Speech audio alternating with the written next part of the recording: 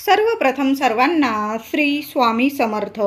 स्वामी महाराजांच्या कृपेने तुमच्या सर्व चांगल्या इच्छा पूर्ण होत ही स्वामींचरणी प्रार्थना करते आणि आजच्या व्हिडिओला सुरुवात करते. 13 मार्च 2025 गुरुवार रोजी होळीचा सण आलेला आहे. तर होळी पौर्णिमा म्हणजे फाल्गुन पौर्णिमा प्रारंभ होणार आहे. 13 मार्च गुरुवार रोजी सकाळी 10:35 ही पौर्णिमा प्रारंभ होईल आणि 14 मार्च शुक्रवार रोजी दुपारी 12:23 ही पौर्णिमा संपणार आहे. बऱ्याच घरांमध्ये श्री सत्यनारायणाची महापूजा दर पौर्णिमेला केली जाते. तर तुम्हाला जर पौर्णिमा तिथीमध्ये सत्यनारायणाची महापूजा करायची असेल तर मग तुम्ही होळीच्या दिवशी सकाळी 10:30 नंतर तुमच्या घरात महापूजा सत्यनारायणाची महापूजा करू शकता.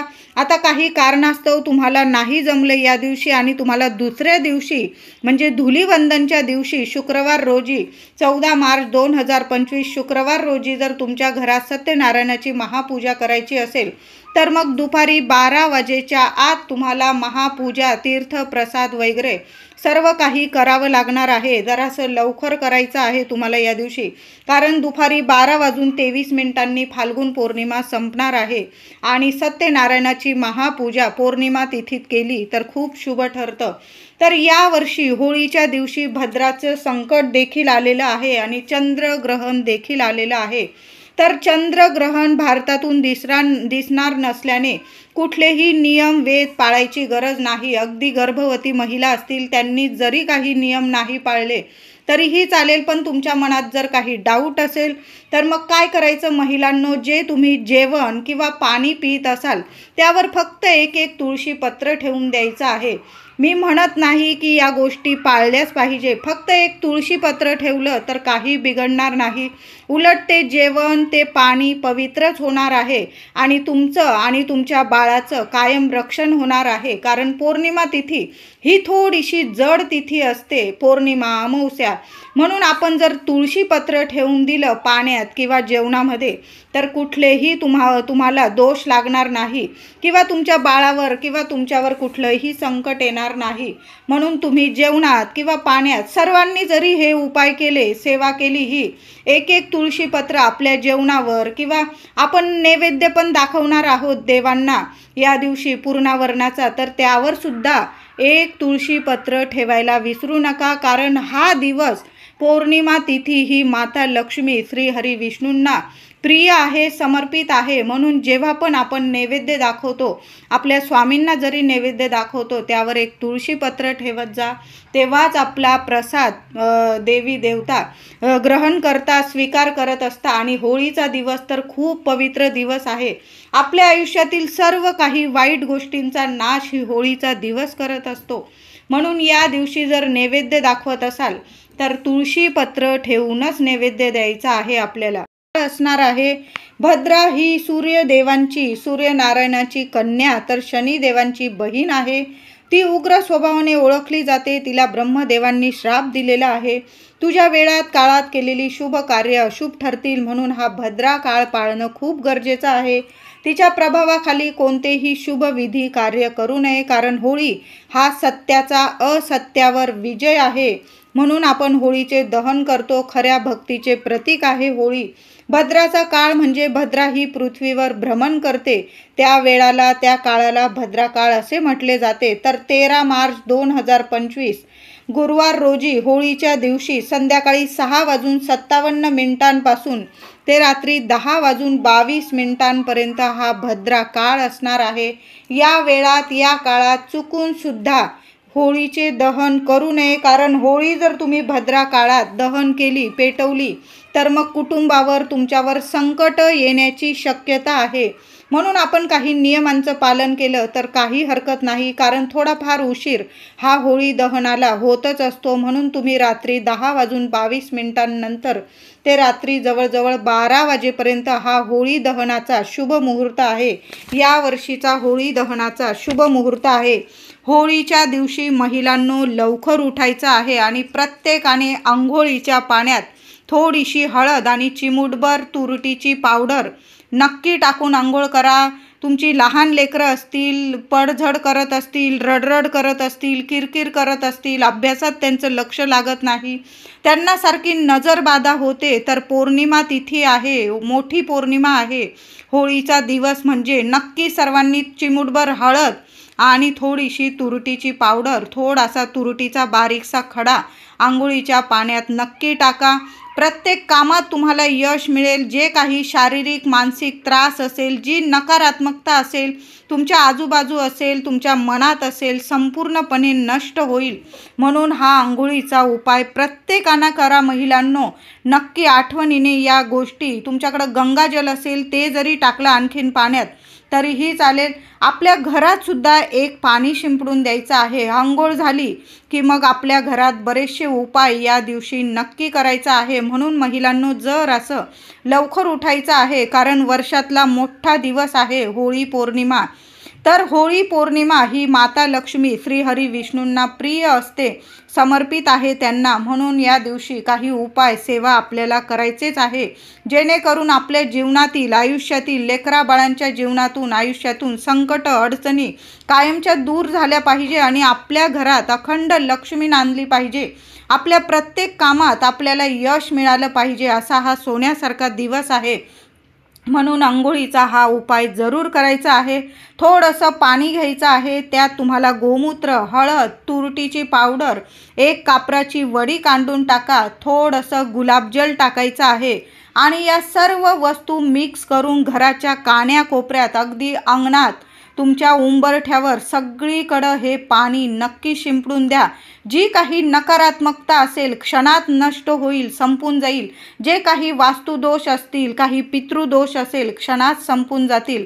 असं हे पवित्र पाणी आहे. तुम्ही रोज जरी हा उपाय केला किंवा या मोठ्या तिथी असतात, पौर्णिमा, अमावस्या, शुक्रवार, मंगळवार, या दिवसांना जरी हा उपाय केला, थोडंसं पाणी घ्यायचं, त्यात गोमूत्र टाकायचं, चिमूटभर हळद टाकायची, तुरटी टाकायची, कापूर टाकायचा, गुलाबजल टाकायचा, हळद, सर्व वस्तू मिक्स करायचं आणि कान्याकोपऱ्यात हे पाणी शिंपडून देत जा. स्प्रे जरी असेल तुमच्याकडं, स्प्रे बॉटलने जरी स्प्रे केला तुम्ही तरीही चालेल. बघा, चांगले अनुभव तुमच्या घरात यायला लागतील. क्षणात तुमच्या सर्व अडचणी, संकट नक्कीच संपून जातील. महिलांनो, या दिवशी आपलं घर, दार, अंगण इतकं छान सजवून ठेवा. उंबरठा छान असा हळदीने लेपन करायचा आहे. मुख्य दार स्वच्छ पुसून घ्या. आधीचं स्वस्तिक काढलेलं असेल पुसून टाका. हळदी कुंकू ओलं करायचं आहे आणि त्याने एक स्वस्तिक आपल्या मुख्य दारावर जरूर काढा. एक स्वस्तिक तुमच्या उत्तर भिंतीवर, या 2 ठिकाणी जरी स्वस्तिक काढलं ना, खूप झालं. बघा, खूप छान सोन्यासारखे दिवस येतील. उत्तर भिंत माता लक्ष्मी, कुबेर देवतांना प्रिय ही उत्तर दिशा असते. म्हणून या दिशेला होळी पौर्णिमेच्या दिवशी एक स्वस्तिक नक्की काढा आणि आपल्या मुख्य दारावर तर पहिलं स्वस्तिक नक्की काढायचं आहे. तुम्हाला अजून काढायचे असतील, तुमच्या गॅस ओट्याच्या भिंतीवर काढा, तुमच्या तिजोरीवर काढा. मुलं जिथं अभ्यास करतात त्या भिंतीवर जरी काढलं म्हणजे त्यांची दृष्टी, त्यांचं लक्ष कायम त्या स्वस्तिकावर जाईल आणि तुमच्या मुलांच्या मनात कुठलेही कधीच वाईट विचार येणार नाही. अशा मोठ्या तिथींना हे उपाय नक्की करत जा. हळदीचं लेपन आपल्या मुख्य उंबरठ्यावर झालंच पाहिजे. उंबरठ्याची छान हळद कुंकू वाहून पूजा करा. लहान का होईना या दिवशी आपल्या अंगणात, दारात छोटी का होईना रांगोळी महिलांनो जरूर काढायची आहे. त्या रांगोळीची पण पूजा करा. हळदी कुंकू वाहून दोन्ही वेळेला आपल्या दाराशी दिवा तेलाचा लावा, तुपाचा लावा, नियम नाही. माता लक्ष्मीच्या स्वागतासाठी दोन्ही बाजूला लावता आला तर लावा, नाही लावता आला किमान एक बाजूला दाराशी, मुख्य दाराशी एक दिवा जरूर लावा. त्या दिव्यात 2 लवंग आणि 1 कापूरवडी टाकून ठेवा. लक्ष्मी माता धावत धावत येईल आणि तुमचं घर सोडून कधी जाणार नाही. या दिवशी आपण सकाळी जो कचरा काढणार आहोत महिलांनो, खूप छान उपाय आहे. घरातली संपूर्ण दरिद्री, गरिबी, नकारात्मकता संपूर्ण नष्ट होणारा हा उपाय आहे. आपण सकाळी जो कचरा काढणार आहोत त्यातील अगदी चिमूटभर तुम्हाला धूळ एखाद्या पुडीत किंवा तुमचा करता माणूस, घरातलं तुमचे पतिदेव असतील किंवा तुमचा जरी एखादा रुमाल घेतला तुम्ही, जो तुम्हाला नाही वापरायचा आहे पण तुम्ही आधी वापरलेला असेल, तो रुमाल धुतलेला स्वच्छ रुमाल घ्यायचा आहे आणि त्या रुमालात तुमच्या घरातला कचरा काढलेला मागची चिमूटभर धूळ घ्यायची. त्या रुमालात, रुमाल नसेल एखादा कागद घ्या, कागदात जरी ती बांधून ठेवली धूळ, आणि पेटत्या होळीत ती पुडी तुम्हाला टाकून द्यायची आहे. संपूर्ण तुमच्या घरातला जो काही वास्तुदोष असेल, कारण काय होतं, काही वेळा वास्तुदोषामुळे सुद्धा घरात अडचणींना आपल्याला सामोरं जावं लागतं. आता बऱ्याच महिलांना असा प्रश्न पडेल की माझी वास्तू स्वतःची नाही, भाड्याची आहे, पण तुम्ही त्याचं भाडं देत आहात, तुम्ही तिथं संसार करत आहात, तुम्ही तिथं राहत आहात. तुमचीच वास्तू म्हणजे स्वतःचं असू द्या किंवा भाड्याचं असू द्या, तुम्ही तिथं राहत आहात, तुम्ही रोज तिथं म्हणजे रोज राहतात, तिथली आपल्याला धूळ काढायची आहे. आणि चिमूटभर धूळ जी आपण कचरा काढू, त्यातील धूळ थोडीशी आपल्याला एखाद्या पुडीत किंवा रुमालात बांधून पेटत्या होळीमध्ये टाकायची आहे. सकाळी जो कचरा काढू आपण, तो कचऱ्यातली तुम्हाला धूळ घ्यायची आहे आणि ती पुडी बाजूला वाळून ठेवून द्यायची आहे. जेव्हा तुम्ही होळीचं पूजन करायला जाल तेव्हा बरोबर घेऊन जा. होळीची पूजा वगैरे करून घेतल्यानंतर ती पुडी हळूच गुपचूप, कोणाला सांगत बसू नका, गुपचूप टाकून द्यायची आहे आणि नमस्कार करून घरी यायचं आहे. तुम्हाला काय बोलायचं असेल होळी मातेला बोलून घ्या. माझ्या घरावरील, माझ्या लेकरा बाळांवरील, माझ्यावरील, कुटुंबावरील जी काही नकारात्मकता असेल, आमच्या घरातील काही वास्तुदोष असेल, काही अडीअडचणी असतील, संपूर्ण नष्ट होऊन जाऊ दे आणि श्रीहरी विष्णू माता लक्ष्मींची अखंड कृपा आमच्यावर राहू दे, असं बोलून तुम्हाला घरी यायचं आहे. खूप छान उपाय आहे हा. उपाय जरूर सर्वांनी करा महिलांनो. होळीच्या दिवशी आपल्या मुख्य दारावर आंब्याची डहाळी किंवा आंब्याच्या पानांचं तोरण जरूर लावायचं आहे. कितीतरी अडचणी लगेच संपून जातील असा हा दिवस आहे. आंब्याची पानं खूप शुभ ठरतात, आपल्या घरात मंगल कार्य घडवून आणतात, सगळ्या गोष्टी शुभ मंगल घडायला लागतात. म्हणून अशा तिथींना आपल्या दाराला आंब्याची पानं जरूर लावा. तुम्हाला तोरण जमलं झेंडूची फुलं लावून तोरण लावा, नाही जमलं 5 पानांची, 11 पानांची एक डहाळी स्वच्छ धुवून घ्या आणि मुख्य दाराला जरूर लावायची आहे. होळीला आपण सर्वच जण पुरणपोळीचा नैवेद्य बनवणार आहोत, देवांना दाखवणार आहोत, होळीला नैवेद्य देणार आहोत. तर या दिवशी तुम्ही सकाळी जर होळीचा नैवेद्य पुरणाचा वरणाचा स्वयंपाक बनवणार असाल तर मग काय करायचं, एखादी छोटीशी पुरणाची पोळी बनवायची आहे आणि दाराबाहेर कावळ्याला आपल्या पितृदेवांना ठेवायची आहे. आता तुम्ही जर सकाळी स्वयंपाक पुरणावरणाचा करत नसाल तर मग काय करायचं, भात तर आपण बनवणारच आहोत, थोडासा गोळाभर भात घ्या, त्यावर ताजं दही ठेवा, त्यावर चिमूटभर साखर ठेवा आणि पितृदेवांना दाराबाहेर गच्चीवर जरी ठेवलं किंवा दाराबाहेर एखादं झाड असेल जिथं कावळे चिमण्या येतात तिथं जरी तुम्ही ठेवून आलात, पितृदेवांना नमस्कार करून आला, मागे वळून पाहू नका. कावळा खातोय, चिमणी, कबूतर, तुम्ही तुमचं कर्तव्य केलेलं आहे.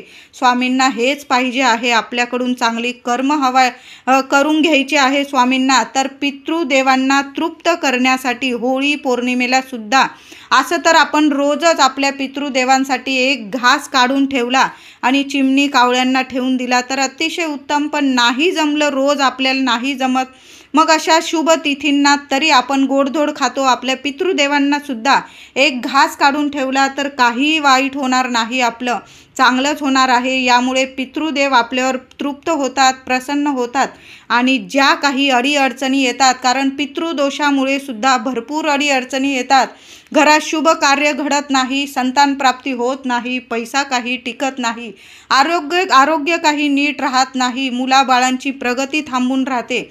म्हणून अशा तिथींना आपण जो गोडधोड खात असतो स्वयंपाक करून, त्यातला एक घास काढून ठेवायला मी म्हणते काही हरकत नाही. म्हणून होळी पौर्णिमेला देवांना नैवेद्य दाखवा. आधी एखादा घासभर पोळी गाईला घाला, त्याचबरोबर आपल्या होळी मातेला एक पुरणाची पोळी संपूर्ण नैवेद्य अर्पण करा आणि पितृदेवांना सुद्धा एक पुरणाची पोळी, नाही पुरणाची पोळी जमली तुम्हाला, दही भात तर आपण ठेवूच शकतो, त्यावर साखर ठेवा. बघा पितृ किती तृप्त आणि प्रसन्न होतील आणि तुमच्या कामात इतकं यश मिळायला लागेल की तुम्हालाच वाटेल की अरे असे काय चमत्कार व्हायला लागले की माझ्या मागच्या सर्व अडचणी नष्ट झाल्या आणि मला प्रत्येक कामात जिथं पाय टाकाल तिथं यशच मिळायला तुम्हाला सुरुवात होईल. मुलाबाळांची सुद्धा प्रगती होईल. होळीच्या दिवशी आपल्या देवघरातील देवांना छान अशी पंचामृताने किंवा गाईच्या दुधाने अभिषेक घालून आपल्या देवघरात छान स्थापन करायचं आहे. तुम्हाला तांदळाच्या राशीवर स्थापन करायचं असेल तुम्ही त्यावर करू शकता, किंवा तुम्हाला जर खाऊच्या पानांवर देवी देवतांना स्थापन करायचं असेल, मी म्हणेल या दिवशी नागवेलीची पानं म्हणजे खाऊची विड्याची पानं जरूर घेऊन या महिलांनो. 11 घेऊन या, 21 घेऊन या, कारण आपल्याला होळीच्या दिवशी खाऊची पानं लागणारच आहे. संपूर्ण देवघरात 1-1, 2-2 पानं अंथरून द्यायची आहे आणि सर्व देवी देवता त्यावर स्थापन करायचं आहे. गणपती बाप्पा, शिवपिंडी असेल, बाळकृष्ण असेल, विठू माऊली, रुक्मिणी माते, तुमची कुलदेवी लक्ष्मी नारायणाची मूर्ती असेल किंवा श्रीयंत्र असेल, सर्व देवी देवता या दिवशी खाऊच्या पानावर म्हणजे विड्याच्या पानावर स्थापन करायचं आहे. खाऊची पानं, विड्याची पानं ही थंडावा देतात आणि देवी देवतांना प्रसन्न करत असतात. आणि या दिवशी जर तुम्ही खाऊच्या पानांवर देवी देवतांना विराजमान केलं, स्थापन केलं, बघा इतकी छान अनुभव येतील तुम्हाला. देवी देवता कायम तुमच्यावर प्रसन्न राहील आणि खास करून तुमची कुलदेवी आणि तुमची आपली माता लक्ष्मी कायम तुमच्यावर प्रसन्न राहील. आणि अशा घरात कशाला कमी पडत नाही कारण देवींना मातेला, आपल्या कुलदेवीला विड्याची पानं खूप प्रसन्न करत असतात. या दिवशी एक गोड पानाचा विडा आपल्या कुलदेवीला किंवा माता लक्ष्मीला एखाद्या वाटीत नक्की अर्पण करा. त्याचबरोबर सकाळी नाही जमलं तुम्हाला तर संध्याकाळी महिलांनो 21 किंवा 11 लवंग घ्यायच्या आहे तुम्हाला, हातात घ्या आणि 16 वेळा महालक्ष्मी अष्टकाचा पाठ तुम्हाला बोलायचा आहे. आणि माता लक्ष्मी समोर एखादी वाटी ठेवा. वाटीत एखादा पिवळा किंवा लाल कपडा, स्वच्छ धुतलेला छोटासा कपडा ठेवा आणि उजव्या हातात त्या लवंगा घेऊन 16 वेळा तुम्हाला महालक्ष्मी अष्टकाचा पाठ करायचा आणि त्या लवंगा माता लक्ष्मीला तुम्हाला अर्पण करायच्या आहे. फुलाच्या चांगल्या लवंग बघून घ्यायच्या. दुसऱ्या दिवशी शुक्रवार आहे, धुलीवंदनचा दिवस, त्या लवंगा त्या कपड्यात बांधून घ्यायच्या आणि आपल्या तिजोरीत ठेवायच्या आहे.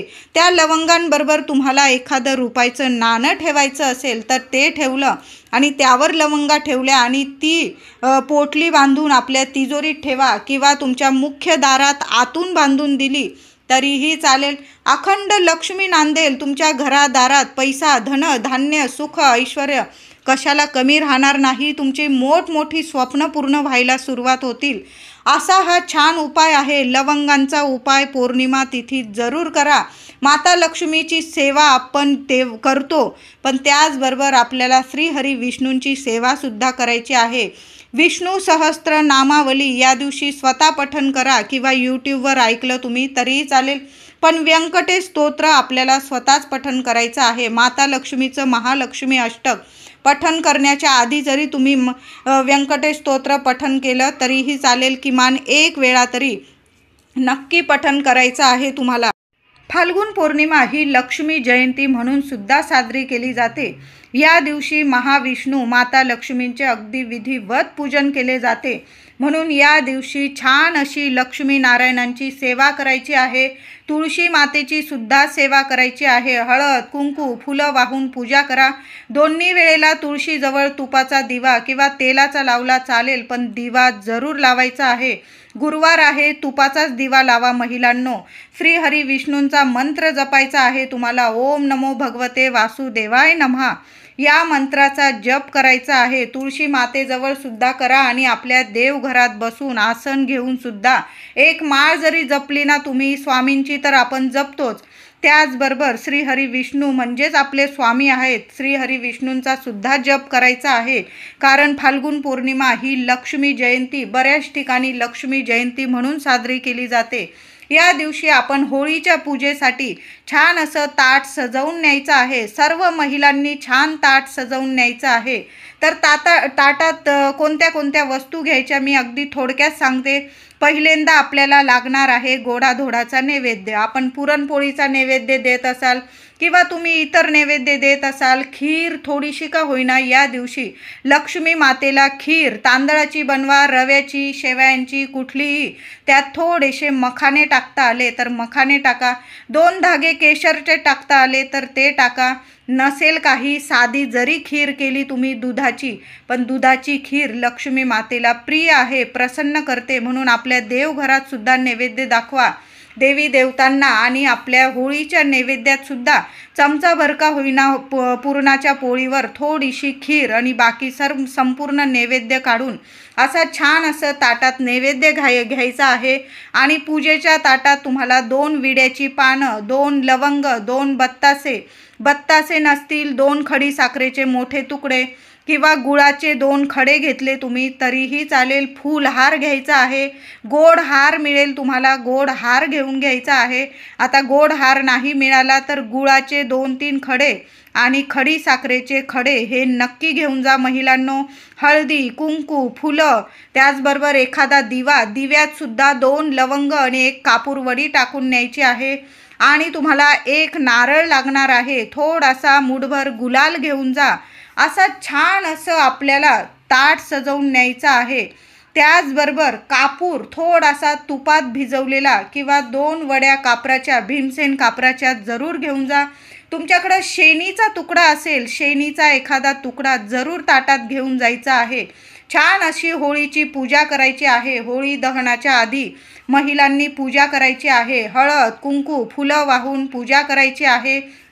नारळ अर्पण करायचा आहे. संपूर्ण कुटुंबाकडून 1 नारळ होळी मातेला बोलून घ्या. माझ्या कुटुंबावरील, लेकराबाळांवरील, माझ्यावरील, आमच्यावरील संपूर्ण इडापिडा, जी काही वाईट नकारात्मकता असेल, कुणी शत्रू असेल, संपूर्ण नष्ट होऊन जाऊ दे.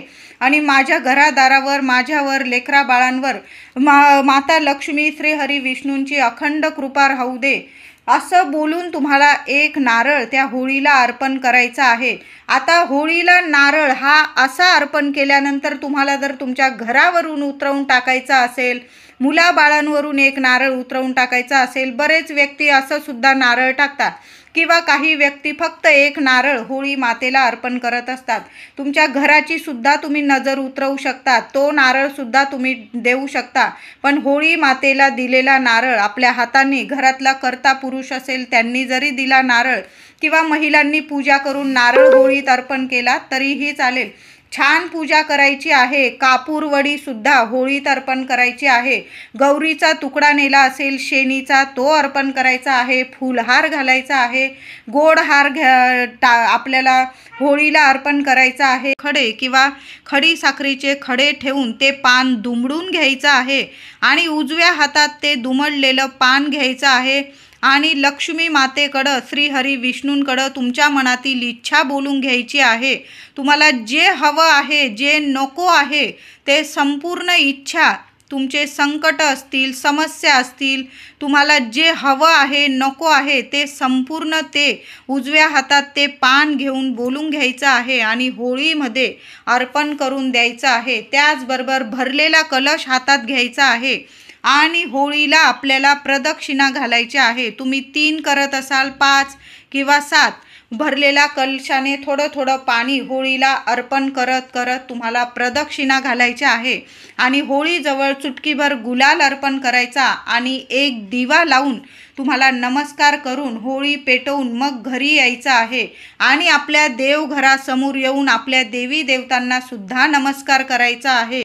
अशा पद्धतीने आपल्याला छान अशी होळीची पूजा करायची आहे आणि शुभ मुहूर्तावर होळीचे दहन करायचे आहे. तुम्हाला जर वाटत असेल तुमच्या घरादाराला, मुलाबाळांना, पतिदेवांना खूप दृष्ट लागत असेल किंवा तुम्हाला दृष्ट लागत असेल, मग काय करायचं, होळीच्या पवित्र अग्नीत आपल्याला 1 नारळ द्यायचा आहे. आपण जो होळी मातेला नारळ देतो तो वेगळा, आणि तुम्हाला जर तुमच्या घराची दृष्ट काढायची असेल तर मग काय करायचं, छोटा नारळ घ्या किंवा मोठा घ्या, चांगला बघून घ्यायचा आहे. पाणीदार नारळ घ्यायचा, तडा न गेलेला चांगला नारळ घ्यायचा आहे. शेंडी दाराकडे येईल, आपल्या घराकडं, असं मुख्य दाराबाहेर जाऊन तुम्हाला घरावरून 7 वेळा घड्याळाच्या दिशेने, महिलांनी उपाय केला, पतिदेवांनी केला, पुरुष दादांनी तरीही चालेल, पती पत्नीने, कर्त्या घरातल्या व्यक्तीने हा उपाय करायचा आहे. आपल्या घराची दृष्ट आपणच काढायची, कुणाकडून काढून घ्यायची नाही कधी पण. मग काय करायचं, पतीने किंवा पत्नीने आपल्या घरावरून 7 वेळा नारळ उतरवून घ्यायचा आणि सरळ जेव्हा होळी पेटेल तेव्हा हा उपाय करा, कारण नारळ उतरवून कुठं पण ठेवता येणार नाही तुम्हाला. मग रात्री तुम्ही 10:30 नंतर जेव्हा शुभ मुहूर्त आहे होळीचा, जेव्हा तुमच्या घराजवळ किंवा तुम्ही जर तुमच्या अंगणात होळी पेटवत असाल, जेव्हा होळी पेटवले जाईल तेव्हा हा उपाय करायचा आहे. नारळ घरावरून 7 वेळा ओवाळून घ्यायचा आहे. ओवाळताना तुम्हाला बोलायचं असेल ते तुम्ही बोलू शकता किंवा स्वामींचा जप केला तुम्ही, श्री स्वामी समर्थ, तरीही चालेल. संपूर्ण इडापिडा क्षणात नष्ट होईल असा हा उपाय आहे. तो नारळ लगेच पेटत्या होळीत टाकायचा आहे आणि मग घरी यायचं आहे. उतरवलेला नारळ कुठंही टाकू नका, कुणाच्या पायाशी येईल याची आपल्याला काळजी घ्यायची आहे. कुणाला आपल्यामुळे त्रास होईल असं करायचं नाही. डायरेक्ट होळीत तुम्हाला तो नारळ टाकून द्यायचा आहे.